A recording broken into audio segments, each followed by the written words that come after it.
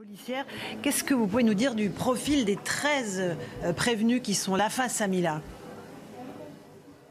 Oui, alors ils ne sont que 6 à être présents dans la salle d'audience puisqu'aujourd'hui, ce sont les demandes de nullité des avocats qui ont été étudiées par le tribunal. Le fond du dossier sera abordé lors d'une prochaine audience. Nous ne connaissons pas encore la date, mais 13 prévenus effectivement vont être jugés pour harcèlement en ligne et pour des menaces de mort. Ils sont 10 hommes et 3 femmes âgées de 18 à 22 ans. Ils sont originaires de toute la France, athées, catholique, musulman, sans antécédents judiciaires. L'avocat de l'un d'eux nous expliquait que son client était totalement dépassé par l'ampleur de cette affaire. Il parle d'une réaction sotte et épidémique comme il y en a tous les jours sur Twitter. Et la plupart des prévenus disent regretter leur geste. Ils encourent pour le harcèlement en ligne jusqu'à 2 ans de prison et 30 000 € d'amende. Et pour les menaces de mort, jusqu'à 3 ans de prison et 45 000 € d'amende. Et donc, face à certains des prévenus présents aujourd'hui, il y a Mila